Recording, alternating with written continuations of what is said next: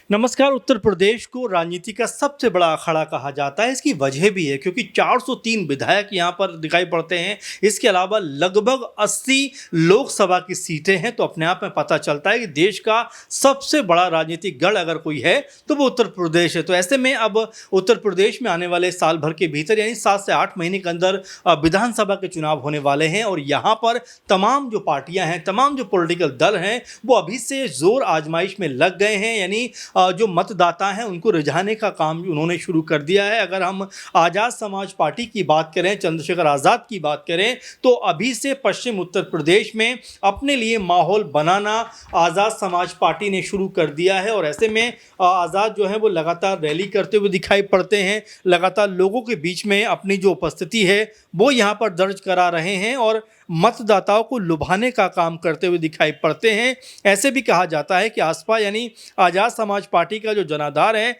बिजनौर, सहारनपुर, मेरठ, मुजफ्फरनगर और आसपास के इलाकों में दिखाई पड़ता है। अब ऐसे में लगातार चंद्रशेखर आज़ाद की जो नज़र है वो तमाम उत्तर प्रदेश पे दिखाई पड़ती है, क्योंकि 2024 में नगीना में उन्होंने शानदार जीत दर्ज की। उसके बाद से अब अपनी पार्टी को एक बड़ा आयाम देने का प्रयास वो करते हुए दिखाई पड़ते हैं। और इसी के मद्देनज़र उनकी जो नज़र है वो 86 जो सुरक्षित सीटें हैं यानी जो आरक्षित सीटें हैं उनके ऊपर बनी हुई है। और उसमें से कहा जाता है कि लगभग 70 सीटें ऐसी हैं जिनके ऊपर 20 से 30% तक मुस्लिम मतदाता हैं। इसका मतलब ये हो जाता है कि अगर यहाँ पर दलित और मुस्लिम जो है वोटर्स एक मंच पे आ जाएं तो जीत कहीं ना कहीं सुनिश्चित होती हुई दिखाई पड़ती है। अब इस मिलन को क्या आज़ाद करा पाएंगे? क्या इस मिलन को आज़ाद संभव कराने में आने वाले दिनों में सफल हो जाएंगे? इसी को लेकर लगातार जो चुनाव की कह सकते हैं तैयारी है, आज़ाद वो यहाँ पर करते हुए दिखाई पड़ रहे हैं। लगातार वो उस तरह का माहौल यहाँ पर बना रहे हैं, क्योंकि कई जिलों से होकर उनकी जो यात्रा है जिसको उन्होंने नाम दिया है सत्ता परिवर्तन यात्रा, वो होकर गुजरती हुई दिखाई पड़ती है। और मेरठ में उन्होंने जिस तरह से कई चीज़ों को सामने रखा है उसके बाद से ऐसा लगता है कि उत्तर प्रदेश समेत पूरे देश भर में चंद्रशेखर आज़ाद अपनी पार्टी को मजबूत करना चाहते हैं। और जिस तरीके से जैसा हमने शुरू में जिक्र किया कि 403 जो विधानसभा सीटें हैं उसमें दलित, मुस्लिम और पिछड़ी जातियों की गोलबंदी करने का प्रयास कर रहे हैं, क्योंकि हमने कई दफ़ा देखा है कि आज़ाद जो है मुस्लिम हितों की भी आवाज़ उठाते हुए दिखाई पड़ते हैं। हालांकि दलित जो राजनीति है वो तो वो करते ही हैं, लेकिन साथ में मुस्लिम जो मतदाता हैं उनको लुभाने का काम भी करते हुए दिखाई पड़ते हैं, क्योंकि उनको पता है कि 22% अगर यहाँ पे दलित मतदाता हैं पूरे प्रदेश भर की बात करें तो साथ में करीबन 17-18% मुस्लिम मतदाता भी, और यह आंकड़ा तकरीबन 40% के आसपास का बन जाता है,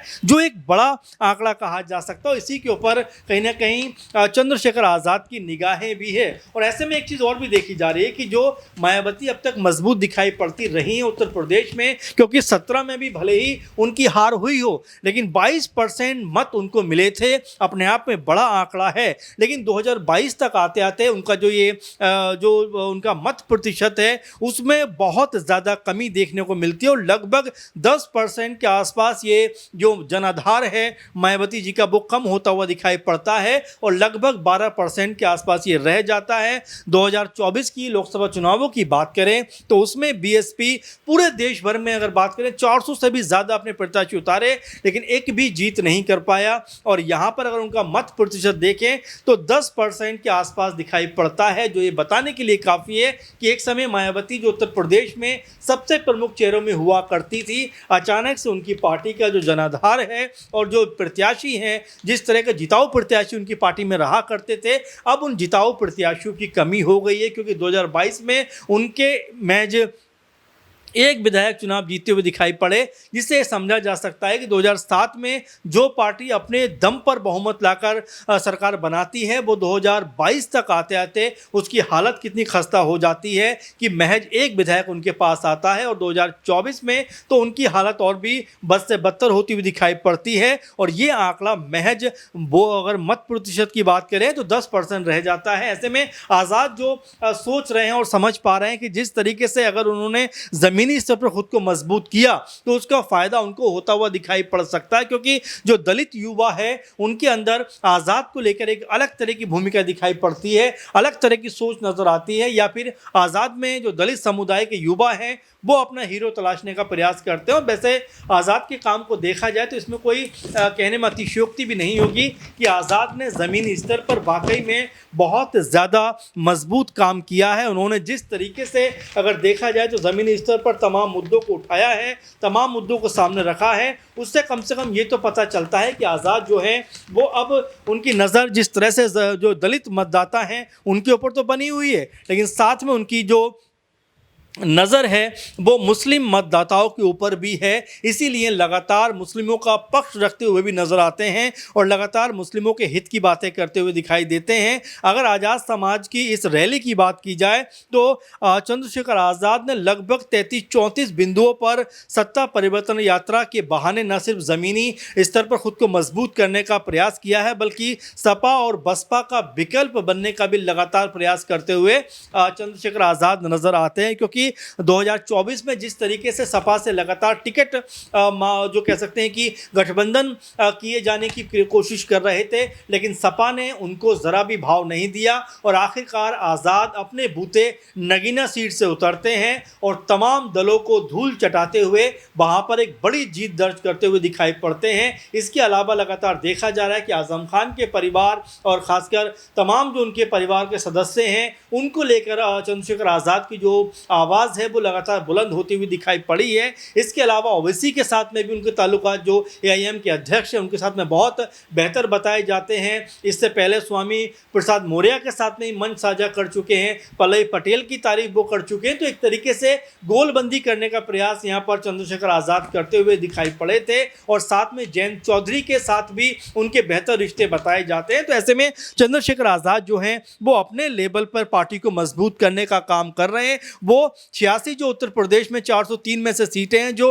आरक्षित सीटें हैं उनके ऊपर तो काम कर रहे हैं, लेकिन इसके अलावा बाकी सीटों पर भी लगातार प्रयास करने में लगे हुए हैं। और पश्चिम उत्तर प्रदेश में जैसा कि हमने आपको बताया कि लगातार अपने आप को मजबूत कर रहे हैं, क्योंकि चुनाव की जो स्थिति है वो भी अभी स्पष्ट नहीं हो पा रही, क्योंकि कई लोग ये भी कह रहे हैं कि चुनाव हो सकता है नवंबर दिसंबर में होता हुआ दिखाई पड़ जाए। तो कई खबर ये भी आती है कि हो सकता है चुनाव अप्रैल के महीने में या अप्रैल मई के आसपास होता हुआ नजर आ जाए, क्योंकि मार्च अप्रैल में हो सकता है जनगणना का जो प्रोसेस है वो दिखाई पड़े। तो ऐसे में चुनाव या तो आगे जाएगा या पीछे आ सकता है। तो ऐसे में तमाम दल अपनी अपनी तैयारियों में बिजी हैं और यहीं पर चंद्रशेखर आज़ाद भी लगातार अपनी जो रैली के जरिए सत्ता परिवर्तन यात्रा यानी रैली के जरिए एक तरीके से उत्तर प्रदेश में खुद को मजबूत करने का काम कर रहे हैं। जातीय समीकरण को धार देकर कहीं ना कहीं पूरे उत्तर प्रदेश में अपने लिए स्थिति को ताकतवर बना रहे हैं। अब ऐसे में क्या चंद्रशेखर आज़ाद खुद को ताकतवर बना पाएंगे? कुछ दिनों पहले उनसे कहा गया कि अखिलेश यादव अगर आपसे गठबंधन के लिए बोलें तो कहते हैं कि उनका दिल बहुत बड़ा नहीं है, वो बहुत उनको साथ में लेकर चलना नहीं चाहते। मायावती जी के लिए कहते हैं कि मायावती को हमेशा वो सम्मान देंगे, भले ही मायावती उनके खिलाफ कुछ भी कह दें, लेकिन वो मायावती जी के बारे में कुछ नहीं कहेंगे। तो ऐसे में क्या चंद्रशेखर आज़ाद आने वाले दिनों में मायावती की तरफ अपना रुख रखते हुए नजर आएंगे? क्या गठबंधन की जो कोशिश है वो यहाँ पर करते हुए दिखाई पड़ेंगे? क्योंकि कई तरह के सवाल उठ के सामने आते हैं, लेकिन जिस तरह से आज़ाद पश्चिम उत्तर प्रदेश में अपनी स्थिति मजबूत करते हुए दिखाई पड़ते हैं, यात्राओं के जरिए लोगों तक जनसंपर्क करते हैं, उससे क्या आज़ाद समाज पार्टी को फ़ायदा होता हुआ दिखाई पड़ेगा? क्या आज़ाद चंद्रशेखर आज़ाद को आने वाले दिनों में जब पॉलिटिकल चुनाव का माहौल बन चुका होगा तो क्या उस समय उनको मजबूत तरीके से लोग जो है देखना शुरू कर देंगे? और क्या उनके भी अब साथ में लोग आने को तैयार हो जाएंगे? क्योंकि अखिलेश यादव के बारे में ये कहा जा रहा है या सपा के बारे में ये कहा जा रहा है कि अब चंद्रशेखर आज़ाद को वो भी गंभीरता से लेने लगे हैं। हो सकता है आने वाले दिनों में वो भी आज़ाद के साथ में गठबंधन के लिए अपना हाथ आगे बढ़ाते हुए दिखाई पड़े, या फिर बीएसपी को लेकर जिस तरह की बातें चंद्रशेखर आज़ाद कर रहे हैं क्या वो उनके साथ हाथ मिलाएंगे?